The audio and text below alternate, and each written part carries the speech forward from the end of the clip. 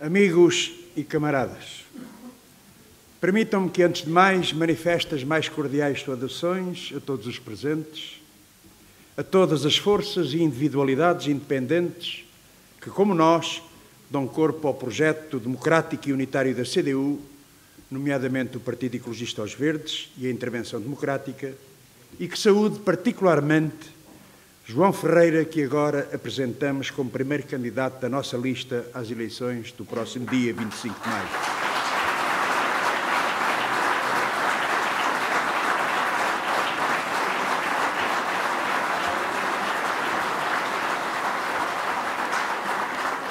Trata-se de uma escolha que dá as maiores garantias pela sua capacidade e experiência, bem patente no valioso trabalho que tem vindo a desenvolver no quadro da nossa intervenção coletiva no Parlamento Europeu, em defesa dos trabalhadores, do nosso povo, do nosso país, por um projeto alternativo para Portugal e para a Europa, a travar, juntamente com as forças e outros candidatos que compõem a CDU, esta batalha eleitoral com a força e a convicção que o grave momento que o país atravessa exige e os portugueses esperam e confiam.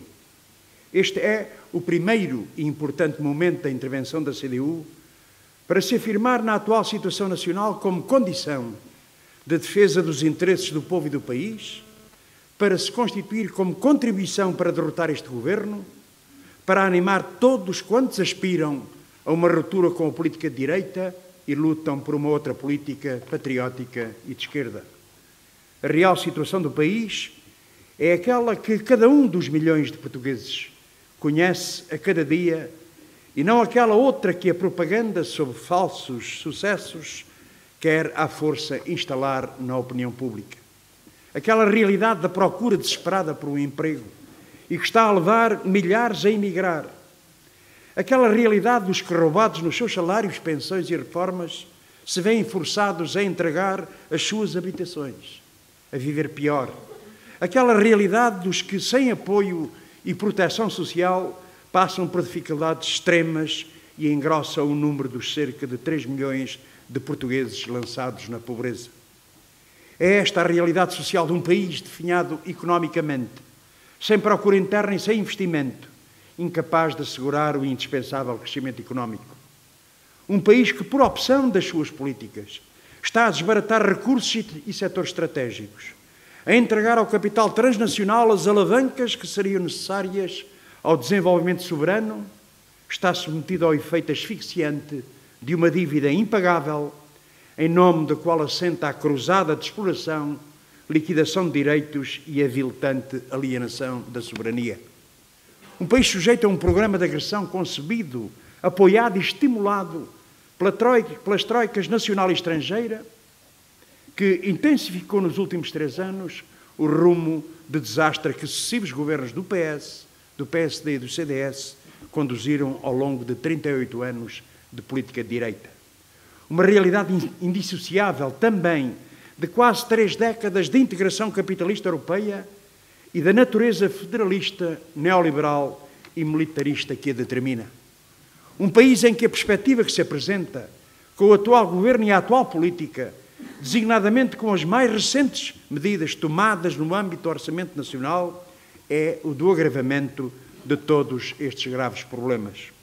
Um orçamento que, pelas opções que faz e as medidas que comporta, vem ampliar a política de extorsão e confisco dos rendimentos do trabalho e das populações dos orçamentos de 2012 e 2013, com novas medidas de ataque aos seus rendimentos, de destruição do sistema de proteção social, de amputação e degradação dos serviços públicos essenciais às populações. Novas medidas que, na sua concretização, trarão mais desigualdades e injustiças, mais privações e sofrimentos para os portugueses e, pelo volume dos cortes envolvidos nos rendimentos e no investimento, prolongarão a atual situação de crise e degradação económica. Novas medidas que só conhecem um destinatário, o povo português, enquanto responsáveis pela crise do país, o grande capital económico e financeiro são não só poupados, como recompensados com novas medidas de alívio dos impostos, benefícios fiscais, substanciais lucros de negócio, da dívida pública e novas privatizações. Mais de 2 mil milhões de cortes nos rendimentos das famílias em 2014, que contribuem para prefazer os já 15 mil milhões de cortes realizados nestes anos de governação PSD-CDS. Cortes que o Governo pretende dar como definitivos, em nome da falsa tese que afirma que os portugueses vivem acima das suas possibilidades. Mas, ao contrário do que afirmam, não são os portugueses que vivem acima das suas possibilidades. É o país que produz abaixo das suas possibilidades e reais capacidades, maniatado que está no seu desenvolvimento por políticas nacionais e europeias de concentração e centralização da riqueza com os quais é urgente romper. O governo PSD-CDS fala em milagre económico, mas o que realmente se vê é o afundamento da vida dos portugueses que não vivem da propaganda. Por isso vemos naquelas primeiras semanas da sua aplicação crescer a angústia de milhões de portugueses. Os trabalhadores da administração pública com uma nova amputação do seu salário, as famílias endividadas que veem os seus rendimentos a cair e os preços dos bens essenciais a aumentarem. Os milhares de portugueses que todos os dias enfrentam dificuldades no acesso aos cuidados de saúde. Um escândalo o que está a acontecer com a política de cortes.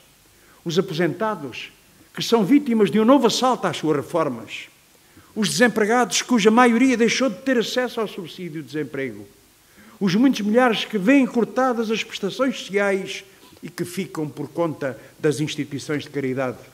Os jovens que veem degradar a escola pública com os cortes brutais em todos os níveis do ensino.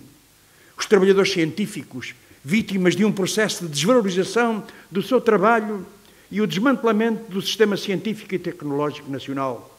Os trabalhadores em geral, com novas medidas de facilitação dos despedimentos. Os agricultores cercados pela política de confisco de tudo e de todos. Vivemos neste período do mandato do Parlamento Europeu, que agora termina, um tempo de particular violência sobre os trabalhadores e os povos, aos quais foi imposto pagar uma crise que não é da sua responsabilidade e para a qual nada contribuíram. Uma crise que agora, em tempo de eleições, o Diretório das Grandes Potências filo-germânico praticamente decretou como extinta. É o regresso momentâneo ao reino das ilusões, ao discurso dos sinais positivos que por cá também conhecemos e do império celestial em construção, onde o futuro assume as cores do sonho da coesão económica e social que todos os dias negam na prática. Até aquele senhor de nome impronunciável, líder do Eurogrupo e ministro das Finanças da Holanda, fundamentalista das soluções de drástica austeridade para os povos, com as eleições à porta, veio anunciar medidas para breve do alívio da dívida e declarar que a tão maltratada Grécia está à beira de regressar ao quadro de honra dos países em recuperação e com direito a uma renegociação especial da dívida com baixas de juros e prazos de reembolso alargados.